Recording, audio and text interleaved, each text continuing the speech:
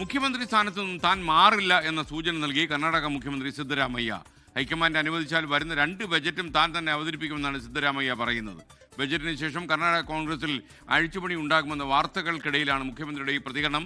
സജു ചാമക്കാലയിൽ ബംഗളൂരിൽ നിന്ന് ചേരുന്നു.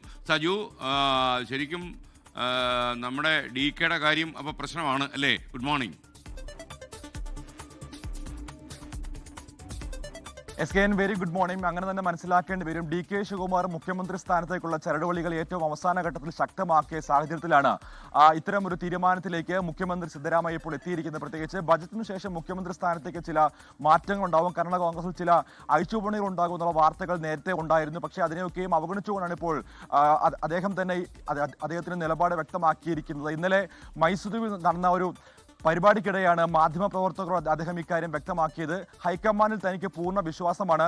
ഹൈക്കമാൻഡ് തന്നെ മുഖ്യമന്ത്രിയെ തുടരുമെന്നാണ് താൻ വിശ്വസിക്കുന്നത്. എന്തായാലും വരുന്ന 2 ബജറ്റ് കൂടി അവതരിപ്പിക്കാൻ തനിക്ക് ആഗ്രഹമുണ്ട്. അതിന് എന്തായാലും ഹൈക്കമാൻഡ് അനുമതി നൽകുമെന്നാണ് ഇപ്പോൾ അദ്ദേഹം വ്യക്തമാക്കിയിരിക്കുന്നത്. എന്തായാലും ഏറ്റവും കൂടുതൽ ബജറ്റ് അവതരിപ്പിച്ച മുഖ്യമന്ത്രി എന്ന പദവിയും കൂടി ഇപ്പോൾ അദ്ദേഹത്തിന് ലഭിച്ചിരിക്കുകയാണ്. ഈ സാഹചര്യത്തിൽ സിദ്ധരാമയ്യ അദ്ദേഹം തന്നെ മുഖ്യമന്ത്രിയെ തുടരാനുള്ള സാഹചര്യമാണ് തുടരുന്നത്. നമുക്കറിയാം, വലിയ തോതിലുള്ള അധികാര വടംവലി കർണാടകയിൽ നിലനിൽക്കുകയാണ്. DK ശിവകുമാർ പക്ഷവും അതോടൊപ്പം തന്നെ സിദ്ധരാമയ്യ പക്ഷവും വലിയ തോതിൽ അധികാര വടംവലിയുമായി ബന്ധപ്പെട്ട് വലിയ തോതിൽ BJP അതോടൊപ്പം തന്നെ മറ്റു ചില രാഷ്ട്രീയ പാർട്ടികൾ ഇവിടെ ഈ വിഷയങ്ങളൊക്കെ മുതലെടുക്കുന്ന ഒരു സാഹചര്യം നിലനിൽക്കുകയാണ്.